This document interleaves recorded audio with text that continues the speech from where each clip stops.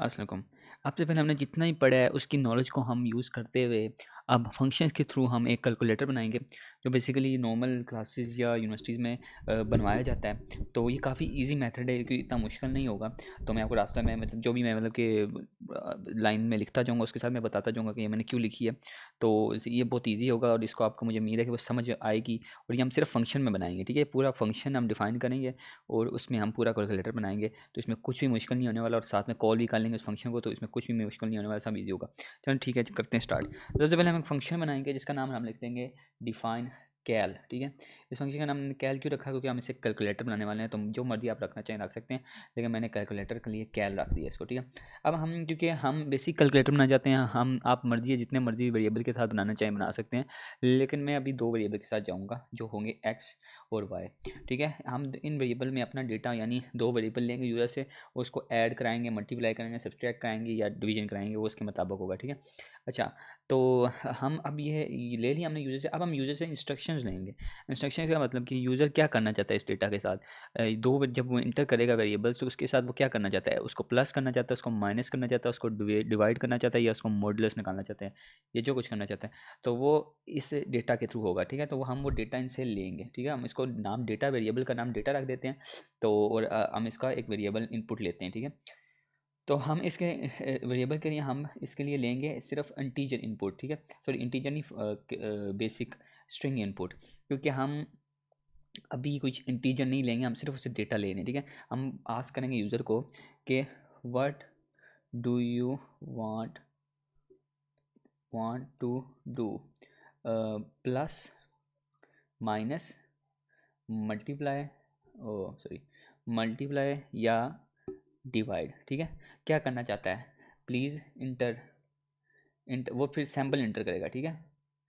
तो उसको हम दे कह देंगे भाई सैम्पल इंटर कर, inter any sample, any one sample, ठीक है। वन SYMBOL, ठीक है। सैम्पल इंटर करें। अच्छा, सैम्पल की स्पेलिंग मेरे हाथ से मेरे गलत हैं, सैम्पल की स्पेलिंग मुझे भूल गए हैं। सैम्पल, हाँ, मेरे हाथ से ये होते हैं सैम्पल के। हम बोलेंगे कि भाई एक इंटर सैम्पल करे और उसके थ्रू वो प्रिंट कराएंगे, ठीक है। तो हम इसको इक्वल्स टू कह देंगे और हम उसके लिए स्पेस छोड़ देंगे ताकि वो वैल्यू आगे इंटर करे। अब देखें डेटा जो है वो बिल्कुल ही मतलब कि डल हुआ है। डल क्यों है, क्योंकि उसको अभी तक हमने यूज़ नहीं किया। जब हम उसको यूज़ करेंगे तो फिर वो उसका जो कलर है वो वापस ब्लू हो जाएगा, वो अभी थोड़ी देर तक हो जाएगा, ठीक है। तो अब हम इसके लिए अब यूज़ करेंगे if statement, if else statement, जो मैंने फर्स्ट किसी मतलब के पिछले साल जो 3 वीडियोज़ अपलोड की थी उनमें से एक वीडियो होगी, तो आप देख लेना प्लीज़, आपको इसमें भी समझ आ जाएगी, इसमें कुछ भी नहीं होने वाला डिफरेंट। तो हम इफ स्टेटमेंट लेंगे और हम डेटा लेंगे, ठीक है। अब हम डेटा में अब ज़ाहिर हम उससे सैम्पल इंटर करवाएंगे, ठीक है। तो हमें ये नहीं पता कि वो सैम्पल क्या इंटर करेगा।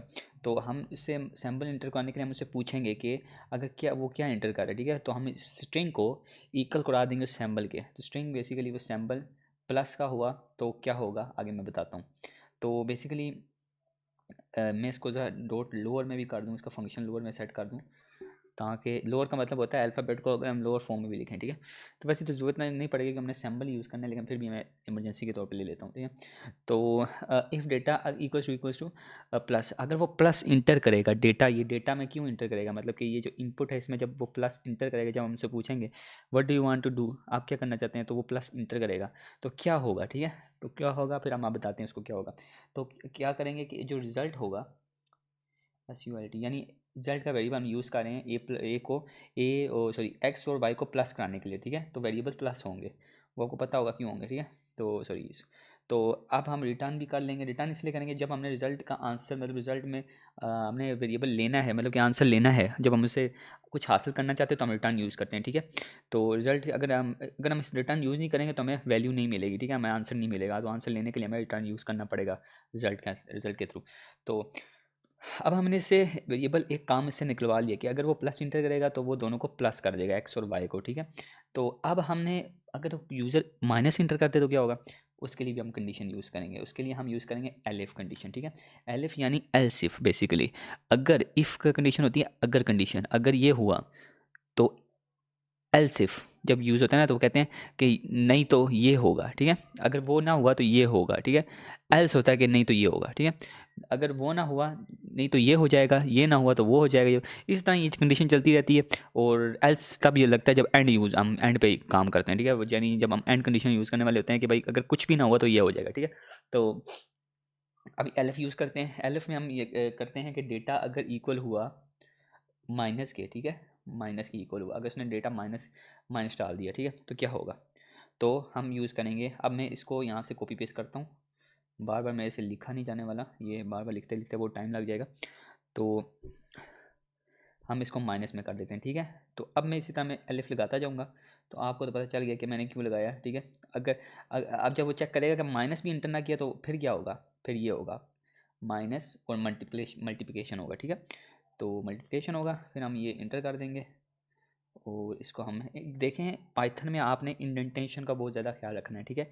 ये बहुत ज़रूरी होता है इसमें, अगर आपने आगे पीछे मतलब कि ये कहीं आधा इस तरफ कर दिया, ये इस तरफ कर दिया, तो वो एरर दे देगा, ठीक है। ये इंडेंटेशन सेंसिटिव लैंग्वेज है, ठीक है। अब फिर हम यूज़ करेंगे एलिफ, तो एलिफ लगाते जाएँ आप, तो फिर हम इसका एंड पे एल्स यूज़ करेंगे, मैं बताऊँगा क्यों हमें एल्स क्यों यूज़ करनी है, ठीक है। तो मॉडुलस भी आप निकलवा सकते हैं, मॉडुलस के लिए आप यूज़ कर लेना, मैं अभी यूज़ नहीं करना चाहता, मैं बाद में यूज़ करूँगा, ठीक है। तो एक मिनट, ये इधर प्रॉब्लम कर रहा है, अच्छा ठीक ठीक ठीक, मैं गलती कर रहा था। अच्छा ठीक है, तो ये हो जाएगा डिवाइड, ठीक हो गया। अच्छा ये बेसिक कैलकुलेटर है, ये तो आपको बनाना आना चाहिए, तो इसलिए मैं आपको सिखा रहा हूँ बनाना, ठीक है। अब ये कंडीशन हमने लगा दी, अगर उसने कोई सैम्बल एक्स्ट्रा इंटर कर दिया तो क्या होगा। अगर उसने कुछ और भी इंटर कर दिया, ए प्लस बी, या मैं सॉरी उसने ए बी सी या कुछ माइनस प्लस मल्टी 1 2 3 कुछ इंटर कर दिया तो क्या होगा, फिर गलती हो जाएगी उससे, फिर हम उसको एरर दे देंगे, ठीक है। उसको एक एरर दे देंगे, उसको बोल देंगे भाई कि आपने इनवैलिड डेटा इनपुट किया, क्या किया है, इनवैलिड डेटा, ठीक है, इनवैलिड डेटा आपने इनपुट किया है, इनवैलिड, ठीक है। तो ये आपने लाजमी देना, एल्स लगा दिया करें ताकि आपको एक्स्ट्रा कोई इंटर ना हो डेटा बीच में, ठीक है। तो ये हो गया, ठीक हो गया। अब आपको समझ आ गई होगी मैं क्या कर रहा हूँ। अब हमने इसके फंक्शंस तो बना लिए हैं, इसके एल्स इफ कंडीशंस तो बना लिए हैं, फंक्शन तो बेसिकली बनाया हुआ है हमने, लेकिन हमने एल्स इफ कंडीशन तो लगा लिया। लेकिन अब हम उससे तो वैल्यूज़ भी तो लेना चाहते हैं, तो वो कैसे लेंगे, हाँ वो ऐसा लेंगे हम, जो हमने दो मैंने आपको पिछले वीडियो में दिखाए थे कि हमने दो वेरिएबल लेते हैं इंटर करवाने के लिए कोई भी वैल्यू, ठीक है। तो वो हम यहाँ पे लेंगे, ठीक है, क्योंकि हमने उनसे नंबर लेने हैं अब, क्योंकि ज़ाहिर है वो कैलकुलेटर तो नंबर तो वो ले देगा ना, मतलब कि कुछ ना कुछ वैल्यू तो देगा वो हमें, तो वो हमने इसमें इंटर करवानी है। तो हम इसमें इंटीजर फंक्शन यूज़ करेंगे इनपुट करवाने के लिए, ठीक है। तो लिखेंगे इंटर फर्स्ट नंबर, ठीक है, इंटर फर्स्ट नंबर, हम इसको इक्वल्स टू कर देंगे, ठीक है।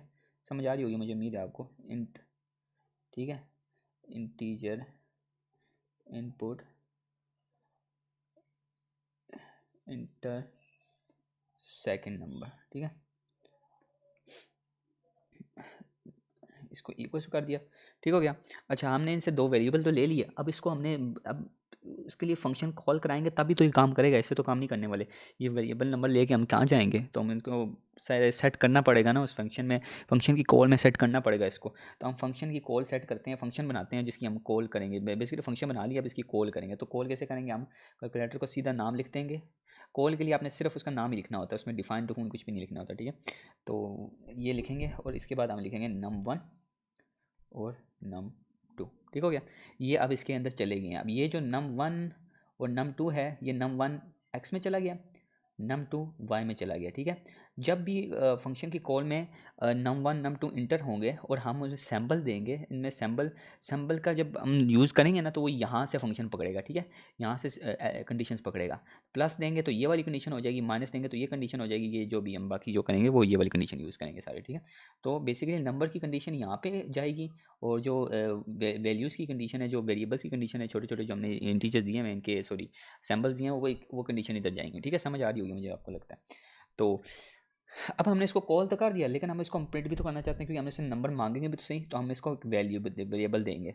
हम याद रखें, हम जब भी यूज़ करते हैं ना फंक्शन कॉल को, तो हम उसको डायरेक्टली प्रिंट नहीं करवा सकते, फंक्शन कॉल के नाम को हम डायरेक्टली प्रिंट नहीं करवा सकते, उसके लिए हमें एक वेरिएबल डिक्लेयर कराना पड़ता है, ठीक है। वैल नाम का हम वेरिएबल डिक्लेयर करा लेंगे, कुछ भी डिक्लेयर करा सकते हैं आप, लेकिन मैं अभी वैल नाम का वेरिएबल डिक्लेयर करा रहा हूँ, और उसको मैं नाम दे दूँगा प्रिंट, ठीक है, प्रिंट नाम दे रहा हूँ। और प्रिंट नाम में बीच में मैं वैल लिख रहा हूँ, ठीक है। तो वैल लिखूँगा और फिर ये जाकर प्रिंट करेगा num1 और num2 को, ठीक है। तो अब हम इसको एग्जीक्यूट करते हैं। देखें पहला नंबर वो मांग रहा है, हम इसको 5 दे देते हैं। दूसरा नंबर मांग रहा है 6 दे देते हैं। अब हमसे पूछ रहा है कि कौन सा सैम्पल इंटर करना है। अब हमारी यहाँ पे गेम होगी, ठीक है। अब हम इसे बोलते हैं हमने माइनस करवाना है दोनों को, तो क्या होगा, -1 आ गया, ठीक है। 5 में से 6 निकला तो -1 आ गया। 5 में से 6 निकला, 6 में से 5 नहीं निकला, 6 में से 5 निकलेगा तो 1 आएगा, ठीक है। तो ये आप अपने सैम्पल को चेक कर लेना कि आप गलती ना करें, ठीक है। हम इसको दोबारा चेक करने करेंगे, प्लस के लिए चेक करेंगे। तो प्लस के लिए हम इंटर करेंगे 10 को, ठीक है, और 20 को इंटर करेंगे, ठीक है। और हम इसको बोलेंगे प्लस कर दे प्लीज़, हमारे लिए प्लस कर दें। तो वो इसको प्लस करके 30 कर देगा, ठीक है। तो ये हो गया हमारा कैलकुलेटर रेडी। और अगर हम इसको थोड़ा और डिफ़ाइन करना चाहते हैं तो हम इसको डिफ़ाइन कर सकते हैं। मसलन कि हम इसके साथ जो सिंबल्स हैं इसके साथ स्लैश एन नाम का यूज़ कर सकते हैं, नाम जो इसको नीचे ले आएगा, ठीक है। मैं बताता हूँ क्या मैं कह रहा हूँ। इसके साथ भी स्लैश एन, इसके साथ भी स्लैश एन, और इसके साथ भी स्लैश एन, ठीक हो गया। अभी क्या होगा इससे, ये इसको नीचे की तरफ ले आएंगे, ठीक है। मैं बताता हूँ आपको, नई लाइन पे ले आएगा बेसिकली 10 15।